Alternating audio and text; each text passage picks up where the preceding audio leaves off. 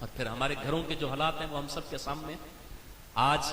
ہر گھر کے اندر لڑائی جھگڑا، میاں بیوی کا جھگڑا، ساس بہو کا جھگڑا اور بھابی نند کا جھگڑا، کیا کیا کچھ ہمارے گھروں کے اندر نہیں ہو رہا۔ آج گھروں سے سکون لٹ گیا۔ گھر کو مسکن بھی کہا جاتا ہے، مسکن کا مطلب ہوتا ہے سکون کی جگہ،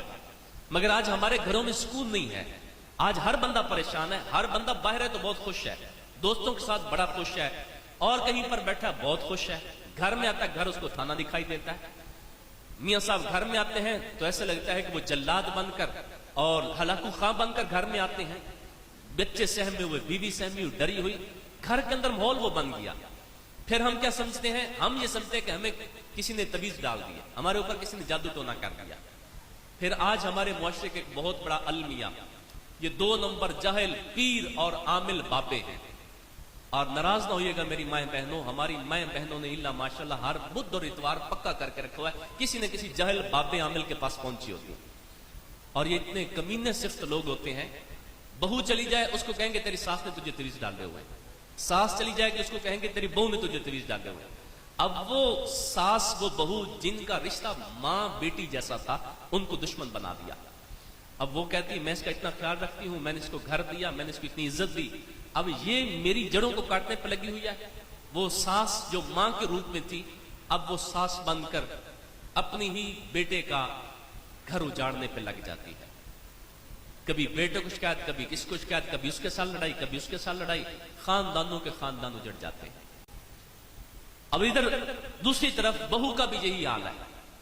اب یہ جو جاہل بابے ہوتے ہیں، عامل ہوتے ہیں، ان کو کوئی اور تکا شکا نام بھی لگے، کسی کی چلیں ساس فوت ہوئی ہو یا کسی کی چلیں بہو بھی نہ ہو، وہ جائے نا کہ میرے گھر کے اندر یہ پریشانی ہے کہ گھر میں لڑائی جھگڑا ختم نہیں ہوتا، رزق میں برکت نہیں رہی، یہ پریشانی ہے وہ پریشانی ہے، وہ بڑے کمینے لوگ ہوتے ہیں۔ وہ کہتے ہیں کہ تمہارے خاندان میں ایک سانولے رنگ کی عورت ہے، لمبا اس کا قد ہے، موٹی موٹی اس کی آنکھیں ہیں، لمبے لمبے اس کے بال ہیں، ایسے نقش بتائیں گے کہ ایسی عورت کوئی نہ کوئی تو ہر خاندان میں ہوتی ہے، ہر گھر میں ہوتی ہے۔ اب وہ اس بیچاری کو پتہ بھی نہیں ہوتا، اور یہ لوگ ایسی سٹوریاں سنا کر ان کے دشمن بنا دیتے ہیں۔ پھر حتیٰ کہ ہم اس قدر ایک دوسرے سے متنفر ہوتے ہیں کہ لوگ مر جاتے ہیں، لوگ ان کے جنازوں پر بھی نہیں جاتے۔ ہم نے سمجھا کہ ہمارے اوپر کسی نے جادو کر دیا، ہمارے اوپر کسی نے تعویذ ڈال دیے، کسی نے کوئی نہ کوئی ہمارے اوپر ٹونا کر دیا۔ یہ جادو ٹونے بے شک ہو سکتے ہیں، مگر آج ہم مسلمانوں کے گھروں کی یہ جو حالت ہے، اس کے پاس یہ جادو ٹونا اتنا نہیں پیچھے ہے، جتنا سب سے بڑا عذاب اس صورت میں ہے کہ وہ رب کی رحمت بھری کتاب قرآن، جس کو ہم نے گھروں میں بند کر کے رکھا ہوا ہے، وہ جو ہمارے گھروں کے اندر الماریوں میں گرد آلود کتاب ہوئی پڑی ہے، یہ اس کی وجہ سے رب کا ہمارے اوپر عذاب ہے۔ رب نے ہمارے گھروں سے برکتیں اٹھا دی، رب نے ہمارے گھروں سے سکون کی دولت اٹھا دی، رب نے ہمارے گھروں سے اتحاد اور اتفاق کی دولت کو اٹھا دیا، اور فتنے فسادات آج ہمارے گھروں کا اور ہمارے خاندانوں کا، ہماری زندگیوں کا مقدر بن گئے۔ تو یہ وہ کتاب رحمت ہے جس کے ذریعے سے ہم خدا کے قریب ہو سکتے تھے۔ تو 11 صدیوں تک مسلمانوں کی بیٹیاں اپنے ہاتھوں سے قرآن لکھا کرتی تھی، اور جب ان کی مائیں، ان کے باپ اپنی بیٹیوں کو رخصت کیا کرتے تھے، وہ جاتے ہوئے آج کی ماں کی طرح یہ پٹی نہیں پڑھاتی تھی کہ بیٹی خاون کو تم نے نیچے لگا کے رکھنا ہے، ساس کو تم نے جوتی کے نوک پہ رکھنا ہے، یہ سبق نہیں دیا جاتا تھا، بلکہ یہ دیا جاتا تھا اے بیٹی اس گھر سے تو سرخ جوڑا پہن کر جا رہی ہے، اس گھر سے اب تو چٹا جوڑا پہن کر نکلنا، یعنی کفن پہن کر نکلنا۔ یہ سبق دیا جاتا تھا، یہ سبق دیا جاتا تھا کہ بیٹی جب تیرا گھر والا، تیرا خاون تیرے ساتھ اچھا رویہ نہ رکھے، تیرے سسرال والے بھی تجھ سے اچھا سلوک نہ کریں،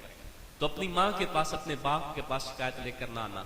بلکہ یہ کتاب رحمت تجھے دے رہے ہیں، اس کتاب کو کھولنا، اس کی تلاوت کرنا، اس قرآن کے ذریعے سے اپنے رب سے باتیں کرنا، اپنے رب سے شکایتیں کرنا، اپنے رب سے دعا کرنا، وہ رب تجھے اس قرآن کی برکت سے تیرے دل کو بھی سکون والا بنا دے گا، تیری زندگی کو بھی سکون بھری زندگی بنا دے گا۔ اور پھر یہی وہ کتاب کی برکتیں تھیں کہ اس دور کی ماں نے بابا فرید بن مسعود گنج شکر جیسے بیٹوں کو جنم دیا، اس دور کے اندر غوث اعظم شیخ عبد القادر جیلانی جیسے بیٹے پیدا ہوتے رہے، تو دراصل ان کی مائیں وہ تھیں جو قرآن کی دامن سے وابستگی جنہوں نے اختیار کی ہوئی تھی۔